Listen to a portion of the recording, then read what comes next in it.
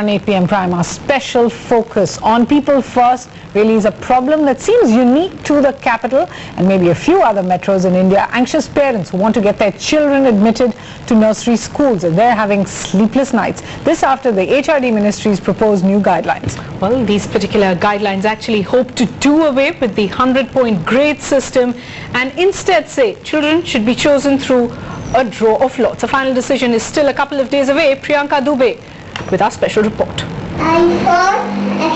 Ice cream.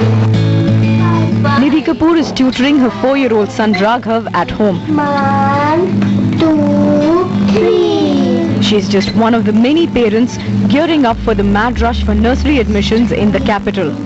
The form has not come out, so I don't know when the procedure will start. So we are waiting for the form. Searching for the right school for their only son has become a challenge, as they are still confused about the admission criteria. Even though both the parents and the schools prefer the grade point system as opposed to the random lottery selection procedure, the Education Ministry says that last year's criteria cannot be followed as it is against the right to education. The new Right to Education Act bans any sort of screening of children during admissions. So both schools and parents are at a loss to understand what the new process will be like for the next academic session. With seats for the economically weaker section likely to increase by 25%, seats for the general category will shrink. Some of the schools even have a management quota of up to 20%. If the EWS quota is implemented, that leaves just 55% of the seats for the general category. According to the Right to Education Act, schools cannot screen candidates. The HRD Ministry says students are now to be admitted through a lottery system. The Ministry of Education was supposed to declare the new admission criteria by Monday, but that has now been delayed. अभी तो आज 6 तारीख है. मुझे उम्मीद है कि अगले 2-4 दिन में जो है हम इसको फाइनल कर लें. Will it be a draw of lots or will the point system continue? And most importantly, when will the nursery admissions finally begin? These are questions that lakhs of anxious and confused parents need answers for. With Bureau Inputs in New Delhi, Priyanka Dubey. Okay, joining us tonight on People First here in our studios, Rajan Arora. He's the founder of nurseryadmissions.com, a parent of 2 who actually started that portal in 2007 when he had a nursery school headache of his own. Also, we're being joined by Amita Vattal. She's the principal of Spring Days School, joining us from the capital. Thanks very much, ma'am, for joining us. I'd like to pose the first question to you.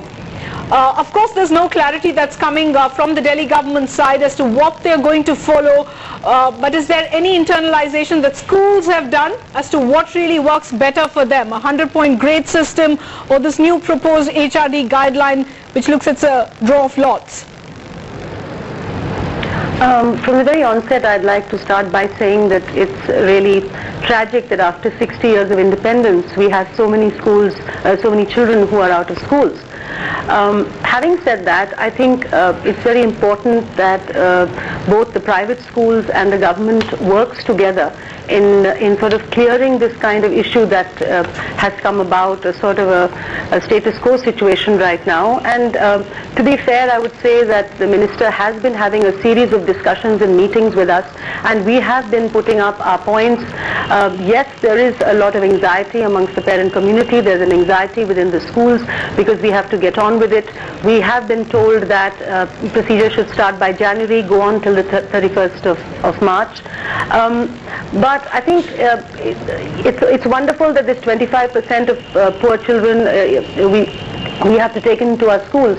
But when one talks about the 75%, that is something that we all really have to work around because as mentioned by you earlier, we have to also look at where staff goes. We have to look at the management quota, which is also integral to a private institution. Right. And also the fact that this has been one of the most transparent methods that has been happening in the last 3 years since we have been, the kind of 100-point system. And it seems to have worked. There hasn't been so much pressure on parents. Parents have been sort of, in some way or the other, they have found their levels after the admissions have taken place. Right. And no child really has been without schools. All right, what you're basically saying is that there aren't enough seats in so many of those cases. But Ms. Vattal, why is it that the capital seems to face this problem? Almost only the capital, in fact, faces this problem. There was first the interview system, that didn't work out. Then we have the 100-point system, that seems to be changed. Now we're talking about a lottery system. Even so, it is the capital that seems isolated, in trouble. Why is that? I suppose it's natural because you have the government in the center, you have the government in the state, and everybody looks at the capital for a sort of a model as to what is going to then happen around the country. And that's why it is far more difficult, I suppose, for the state government of the capital in the way that they're going to dispense this. I mean, I know that there are states which have absolutely rejected it, this whole understanding. I also know that there are states, for example, in Maharashtra, in which I've met with several people who've mentioned that first they've said that let all the government schools be filled with children, and then from there, if there is a sort of a, if we need to fill in seats, we do it. So every state seems to have found some other policy, but we're still waiting for our own state government, because we need to work in sync with them. We need to understand how to go about this, because it really is a very, very complex issue. In fact, the government's point of view really seems to be that these changed guidelines are because the right to education comes into effect from this academic session. We have parents writing in. Vidya Sinha has written in from the capital on IBN Live. She says, my kid's future cannot be decided by a lottery system. Why has the Delhi government agreed to such a ridiculous procedure? We must add here that the Delhi government so far has not decided on what it wants to do with these proposed guidelines. But Rajan, you run this particular portal, which I'm sure has a lot of anxious parents writing in. Is the sentiment completely against a lottery system? Yeah, basically most of the people who are responding, they are against a system which has a draw system. Basically, you can't put this on luck. Earlier, what used to happen, having a point system, parents were getting gradually used to it. There were certain flaws which have been ironed out over a period of time, and some flaws which were there should have been ironed out this year if the RTE guidelines were not coming into effect. Now, what will happen is that till last year, you were sure that these are certain schools you are going to apply to, because you have got a chance of getting shortlisted in certain schools, and there are certain schools will not be having any chance. So parents knew where to apply, where not to apply. Now what will happen is that you will have to apply to multiple schools, around 20-30 schools. Just to increase your chances. Just to increase your chances, because I know certain schools who had 4,000 applications for 80 seats. Well, the probability here comes to 1 to 50.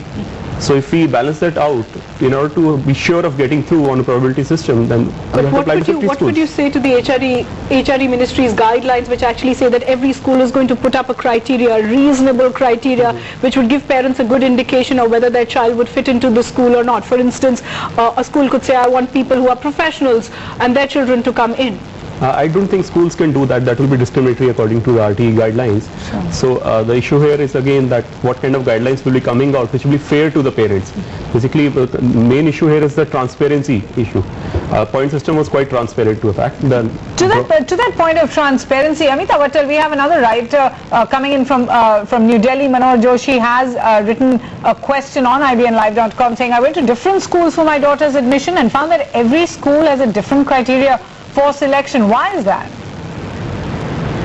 Naturally, because every school has its own ethos, it has its own understanding of how it wants to sort of educate children, the kind of learning that happens. For example, my school may be a very strong community school, some other school may be a very sports-oriented school, and so it's very important that parents understand the kind of place they're sending their children to, because they may or may not be in sync with the kind of learning that will happen there. So it depends on the focus of the schools, and that is why the criteria were different for different institutions.